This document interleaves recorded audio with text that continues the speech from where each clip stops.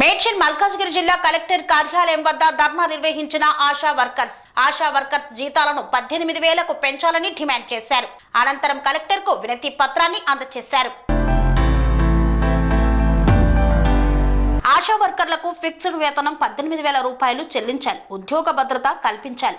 Leprosy, PRC, aerial, ఏబిఎన్సీ training ఇతర సర్వేల బకాయిలను చెల్లించాలని, ఈఎస్ఐ, పిఎఫ్ సౌకర్యం కల్పించాలని, సామాజిక భద్రత కల్పిస్తూ నెలకు 10,000 రూపాయల పెన్షన్ చెల్లించాలని, ఆశాలను కార్మికులుగా గుర్తించి కార్మిక చట్ట పరిధిలోకి తీసుకురావాలని, ఆశాలపై ప్రభుత్వ అధికారుల వేధింపులను అరికట్టాలని కోరుతూ ఈ సమస్యల పరిష్కారం కోసం తెలంగాణ ఆశా వర్కర్స్ యూనియన్ కార్యదర్శి రేవతి కళ్యాణి ఆధ్వర్యంలో మేడ్చల్ మల్కాజ్గిరి జిల్లా కలెక్టర్ ఆఫీస్ వద్ద ధర్నా నిర్వహించి వినతి పత్రాన్ని అందజేశారు. ఈ సందర్భంగా తెలంగాణ ఆశా వర్కర్స్ యూనియన్ జిల్లా కార్యదర్శి ఎం రేవతి కళ్యాణి మాట్లాడుతూ గత 3 సంవత్సరాల నుండి ఆశా వర్కర్లుగా పనిచేసిన సర్వే డబ్బులు ఇవ్వలేదు, వెంటనే చెల్లించాలని డిమాండ్ చేశారు. కాంగ్రెస్ ఎన్నికల మేనిఫెస్టోలో ఆశా కార్మికులకు 18,000 ఇస్తామని చెప్పిన కాంగ్రెస్ పార్టీ అధికారానికి వచ్చి సంవత్సరం గడుస్తున్నా ఇప్పుడు వారికి 18,000 ఫిక్స్డ్ వేతనం ఆశా వర్కర్లకు ఇవ్వలేదు. ఈఎస్ఐ, పిఎఫ్, యూనిఫామ్లు, ప్రమాద బీమా పథకం, రక్షణ ఇవ్వడంతో ప్రభుత్వం చిత్తశుద్ధి చూపించడం లేదని, కాబట్టి వెంటనే తమ డిమాండ్స్ ను పరిష్కరించాలని కోరారు. ఈ ధర్నాను ఉద్దేశించి సిఐటియు మేడ్చల్ మల్కాజ్గిరి జిల్లా అధ్యక్షుడు అశోక్ మాట్లాడుతూ అధికారులు ఆశా వర్కర్లపై చేస్తున్న బెదిరింపులు, వేధింపులు ఆపకపోతే పెద్ద ఎత్తున పోరాడుతామని హెచ్చరించారు. పిహెచ్సి వద్ద ధర్నా చేస్తుంటే అధికారులకు మింగుడు పడడం లేదు. ఆశా వర్కర్ల సమస్య పరిష్కరిస్తే పెండింగ్ బిల్లులు ఇస్తే ఆశా వర్కర్లు ఎందుకు ధర్నా చేస్తారు అని ప్రశ్నించారు. ఆశా వర్కర్లు బిల్లులు రాసినప్పుడు అధికారులు ఎందుకు డబ్బులు వసూలు చేస్తున్నారు? వాళ్లకు వచ్చే జీతాలు చాలడం లేదా? మళ్ళీ ఆశా వర్కర్ల జీతాలలో అందులో కూడా వాటా అడగడం సిగ్గులేదా అని ప్రశ్నించారు. ఆశా మాన్యువల్ లేని పనులు ఎందుకు పని చేస్తున్నారన్నారు. బాత్రూంలలో నీరు పెట్టాలి, పిఎస్సిఎం సెంటర్ను ఊడ్చాలి, టాబ్లెట్లు ఇవ్వాలి, ఇవన్నీ ఆశా పనులేనా అని ప్రశ్నించారు. ఆశా పనులు కాకుండా పై అధికారులు చేసే పనులన్నీ ఆశాలతో చేపిస్తే అధికారులు ఎందుకు ఉన్నట్టు అని ప్రశ్నించారు. వెంటనే ఆశా వర్కర్లపై అధికారులు చేస్తున్నటువంటి ఒత్తిడిని తగ్గించాలని, ఆశా వర్కర్లకు సరైన వేతనం ఇవ్వాలని డిమాండ్ చేస్తూ కలెక్టర్ కు వినతి పత్రాన్ని ఇచ్చారు. ఈ యొక్క సమస్యలను పరిష్కరించకపోతే ధర్నాను ఉధృతం చేస్తామన్నారు.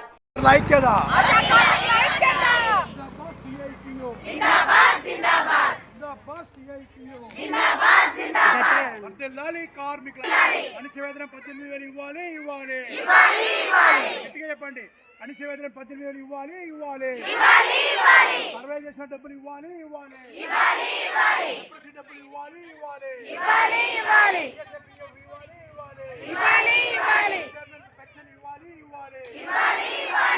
వేధింపులు అరికట్టాలి. మహిళలపై వేధింపులు, బెదిరింపులు అరికట్టాలి. తెలంగాణ ఆశా వర్కర్స్ యూనియన్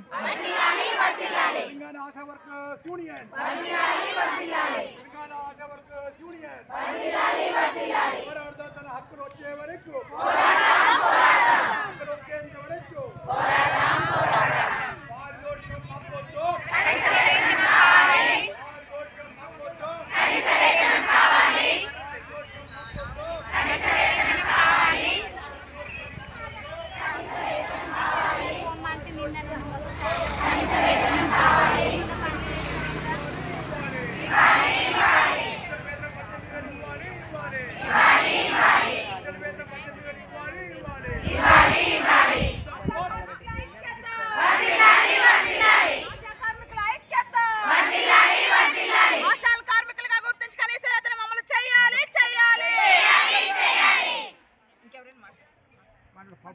ఈరోజు ధర్నా ఎందుకు చేస్తున్నాం అని అందరికి తెలుసా? ఎందుకు తెలిసినట్టు?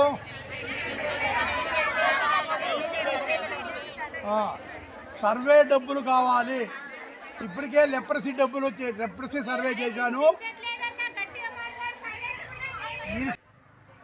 సర్వే చేసిన డబ్బులు రాబట్టుకోవడం కోసం ప్రభుత్వాన్ని ఇబ్బందిలో పెట్టడం కోసమే మనం వచ్చాం. అవునా కదా? సర్వే చేస్తే బీసీజీ సర్వే చేసేప్పుడు ప్రభుత్వం ఏమన్నది? ఇది ఒక్క సర్వే చేయండి, నెల రోజుల్లో డబ్బులు ఇస్తామన్నా. అన్నాదా లేదా? సర్వే చేసామా లేదా? పోనీలేని మనం చేస్తే డబ్బులు వచ్చినాయా? ఇంకెంతకాలం మోసపోవాలి? అందుకనే ఈ సర్వే ఆపుతాం మనం, చెయ్యమని కాదు. డబ్బులు కార్మికుల జీతకాల ఏదో ఒకటి తేల్చాలా వద్దా? లేకుంటే 18,000 ఇచ్చేసేయి, మేము నోరు మూసుకుంటా పని చేస్తా. నేను తేల్చాల్సింది ఎవరు? మనం రెండు పాలు అక్కడ ఇచ్చాం గవర్నమెంట్ దగ్గరికి. ఫిక్స్డ్ వేతనం చేయి, 8 గంటలు పని చేస్తాను. లేదా పారితోషికం అంటవా, పని చెప్పు, డబ్బులు. ఇది రెండు చేయకుండా దొంగ నాటకాలు చేసేది ఎవరు? ప్రభుత్వం. అందుకనే ప్రభుత్వాన్ని హెచ్చరించడం కోసం ఈరోజు వచ్చాం. ఈరోజు గేట్ దూకడానికి మనం రాలే, పగలగొట్టడానికి రాలే, ప్రభుత్వానికి హెచ్చరిక చేయడానికి వచ్చాం. అంటే ఇట్లా చేసే హెచ్చరిక అవుతుందా? ఇప్పుడు చేస్తేనే అవుతుంది. అందరూ సర్వే ఆగినాక ఇప్పుడు ఎవరు అడుగుతారో, మీ అధికారి మీద అడుగుతారు, ఏమైంది అని. టెన్షన్ ఎవరికి ఉంటాయి? అధికారులు కూడా టెన్షన్ తెలియాలి అవుతా. అందుకనే పని ఆపండి అన్నాం.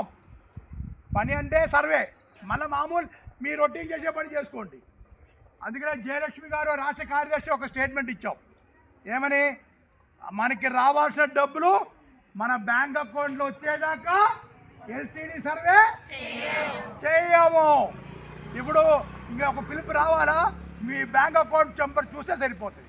డబ్బులు పడ్డాయా చేసుకోండి, డబ్బులు పడకపోతే చేసిందనుక నష్టపోయేది ఎవరు?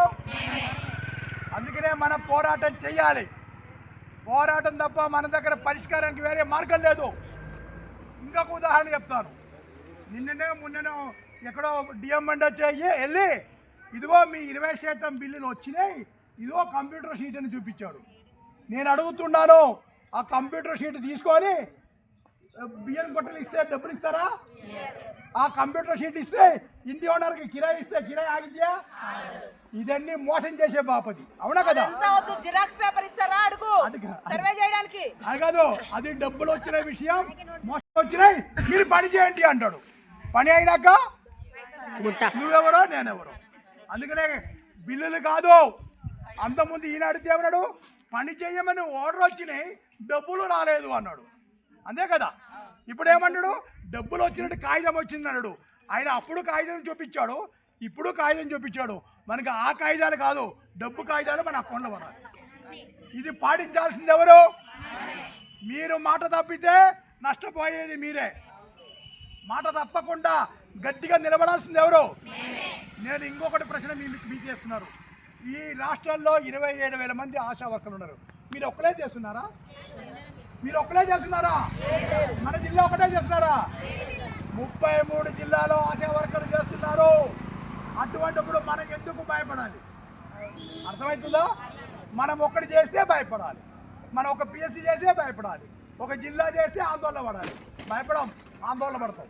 కానీ రాష్ట్రంలో 33 జిల్లాలు చేసిన తర్వాత ఎందుకు భయం ఉండాలి? అందుకనే మీరందరూ ఇదే ఈరోజు తాగదు, అకౌంట్లో డబ్బులు పడేదాకా ఎల్సిడి సర్వే చేయకూడదు. చేసిందంటవా నీ చేతితోటి, ఏలితోటి నువ్వు కన్ను నువ్వు పొడవడానికి సిద్ధం ఉంటాయేమో, కానీ సిఐటు సిద్ధంగా లేదు. సిఐటు ఆశా వర్కర్ల కన్ను కానీ వాళ్ళు పొట్ట కానీ కొట్టడానికి సిద్ధంగా లేదు. అందుకనే ఎంతోమంది రావాలనే మనం కోరుకుంటాం.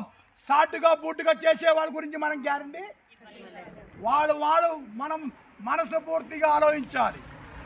యూనియన్ లీడర్ అయినా కార్మికులైనా నేను ఎవరి పక్షాన నిలబడాలి? కార్మికుల పక్షాన నిలబడాలి. అందుకనే ఈ వేదిక మీద మీకు చెప్పేది ఏంటంటే, మనం గట్టిగా నిలబడితే అంతా మన దగ్గర, మనం గట్టిగా నిలబడి మన దగ్గర ఉండదు. ఇదొక పాయింట్. రెండోది, ఇప్పుడే అంటే కొన్ని చెప్తాను. ఈ కలెక్టర్ ఆఫీస్లోనే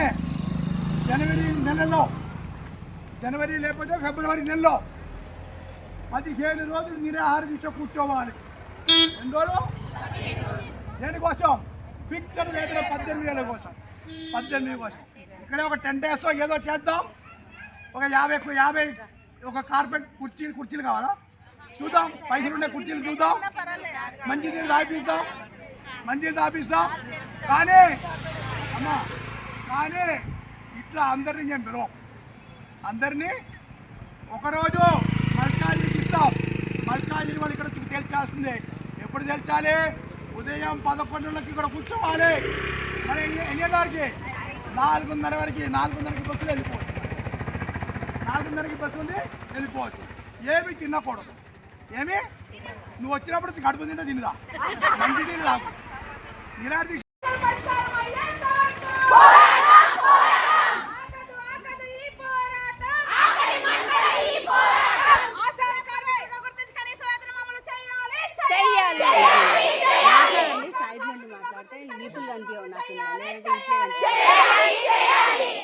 ఇప్పుడు మనం ఎప్పుడు మాట్లాడితే నోరు వస్తుంది. ఇప్పుడు ఎందుకు వస్తలేదమ్మా? గట్టిగా మాట్లాడాలి.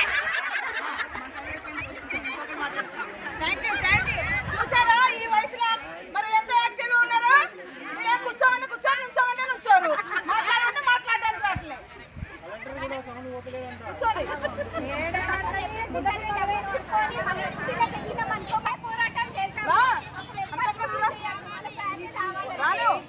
వచ్చినాకే మాట్లాడతావా? ఆశాల కార్మికులుగా గుర్తించి కనీస వేతనం అమలు చేయాలి. ఆశాల కార్మికులుగా గుర్తించి కనీస వేతనం అమలు చేయాలి. వేతనం అమలు అయ్యేంత వరకు కనీస వేతనం అమలు అయ్యేంత వరకు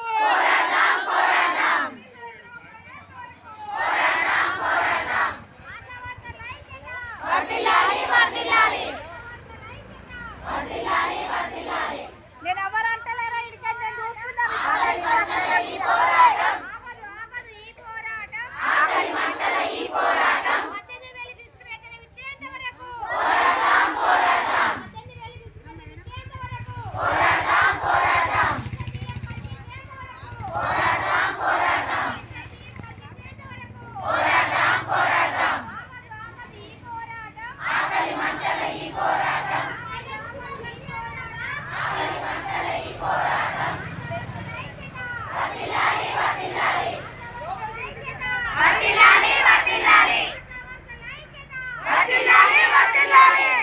చెప్పండి గట్టిగా.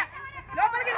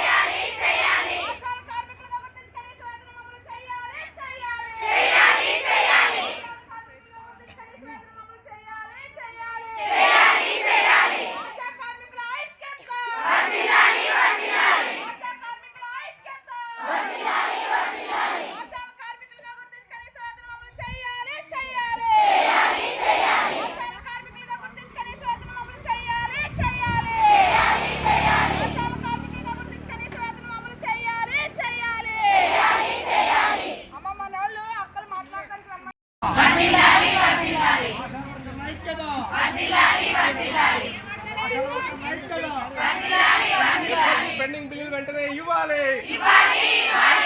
పెండింగ్ బిల్లులు వెంటనే ఇవ్వాలి. ఆశాలందరికీ కనీస వేతనం 18,000 రూపాయలు అమలు చేయాలి. ఆశాలందరికీ ఈఎస్ఐ పిఎఫ్ అమలు చేయాలి. జిందాబాద్ సిఐటియు, జిందాబాద్ సిఐటియు. వర్ధిల్లాలి కార్మికుల ఐక్యత, వర్ధిల్లాలి ప్రభుత్వం మండి వైఖరి. ఆశాలందరికీ సమస్యల పరిష్కారం అయ్యేదాకా పోరాడతాం. పెండింగ్ బిల్లులు ఇచ్చేదాకా పోరాడతాం. జిందాబాద్ సిఐటియు.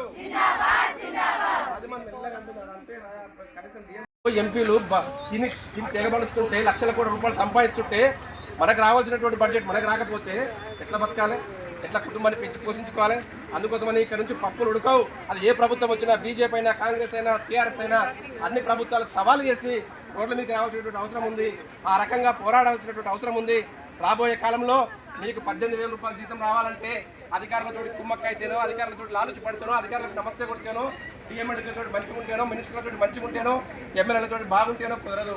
ఖచ్చితంగా ఈ రాజ్యాంగ యంత్రానికి వ్యతిరేకంగా, ఈ రాజ్యానికి వ్యతిరేకంగా, ఈ ప్రభుత్వ విధానాలకు వ్యతిరేకంగా పోరాడితేనే మన సమస్యలు పరిష్కారం అవుతాయి. పోరాడకుండా నీకు డబుల్ బెడ్రూమ్ రాదు, పోరాడకుండా నీ జీతం పెరగదు, పోరాడకుండా ఏ ఒక్క సమస్య కూడా పరిష్కారం కాదు.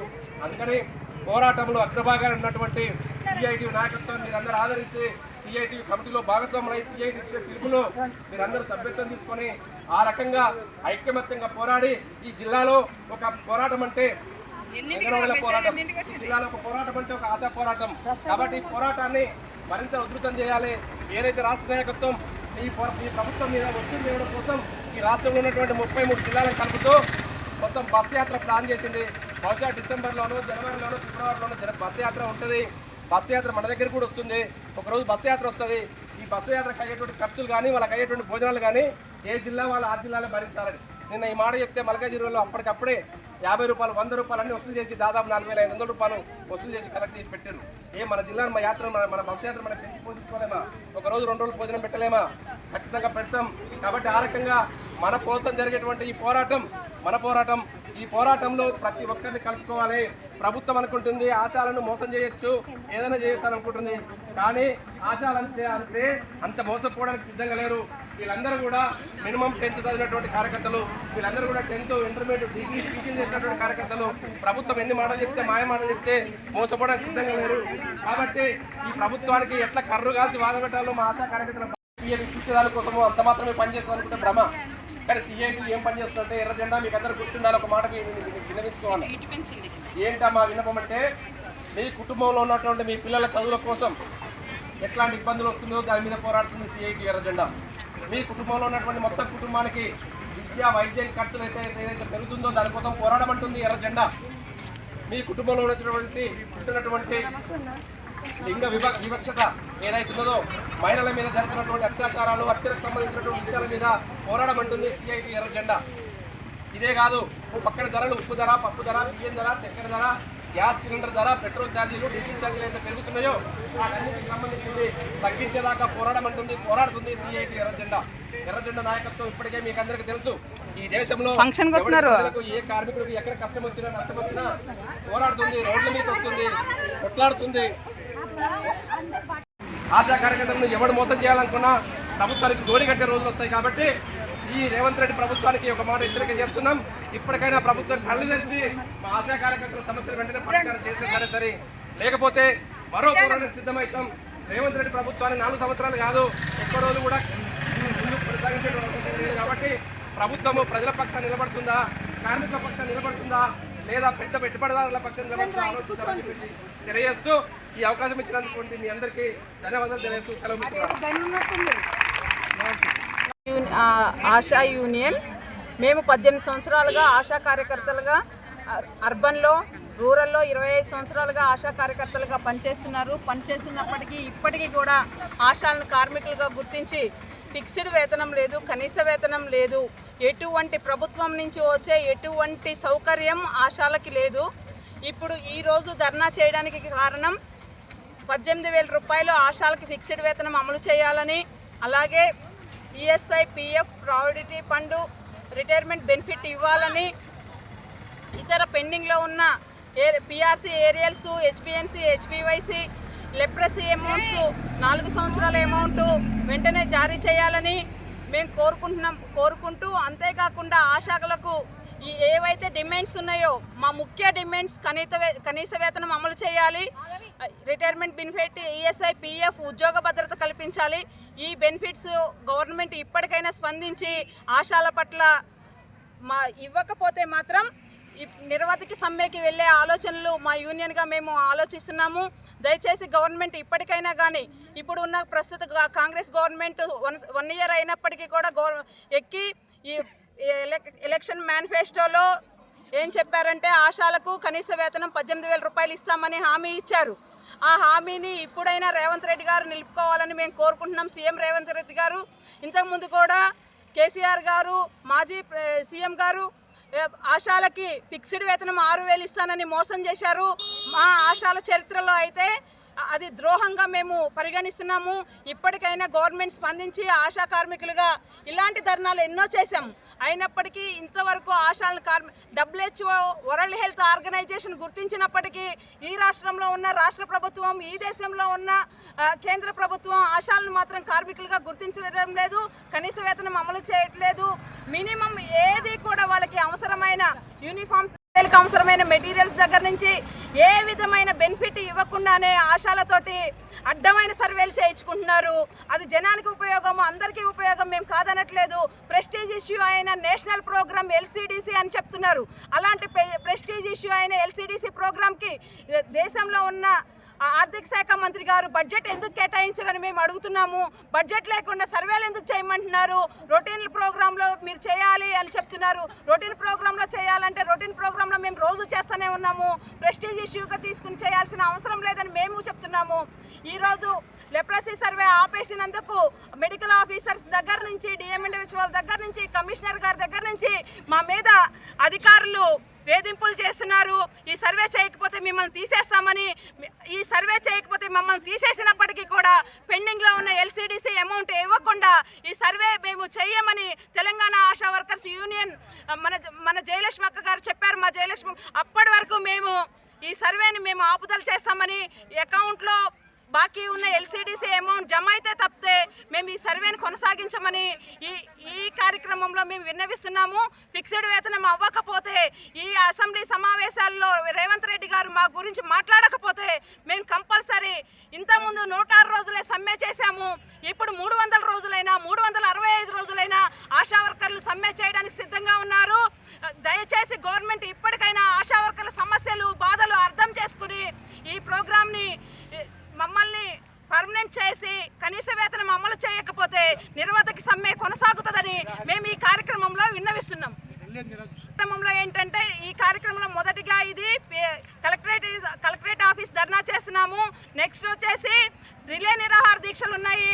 PSCకి ఒకరు తప్పిన 10 నుంచి 15 రోజులు ఇదే కలెక్టర్ ఆఫీస్ వద్ద ప్రతిరోజు ఆశా వర్కర్లు రిలే నిరాహార దీక్ష చేస్తారు. 10-15 రోజులు చాలా ఇంకా కార్యక్రమాలు మేము రూపుదిద్దుకుంటున్నాము. ఈ కార్యక్రమాల్లో మేము పోరాట బాట పట్టడానికి, మేము ఈ జాబ్లు కోల్పోవడానికైనా సిద్ధంగా ఉన్నాము. కానీ ఎట్లా లేకుండా మేము పని చేయడానికి మాత్రం సిద్ధంగా లేము. ఇప్పటికైనా ఈ గవర్నమెంట్ ఆశాల సమస్యలు పట్టించుకోవాలని, కరోనాలో ఆశాలు చేసిన సేవలు నిజమని మీరు పొగిడుంటే, ఇవాళ మీకు చిత్తశుద్ధి ఉంటే మీరు ఇవాళ మాకు ఫిక్స్డ్ వేతనం చేయాలని మేము చెప్తున్నాము గవర్నమెంట్కి. WHO వరల్డ్ హెల్త్ ఆర్గనైజేషన్ గుర్తించింది. కేంద్ర రాష్ట్ర ప్రభుత్వాలు మమ్మల్ని ఎందుకు గుర్తించారు?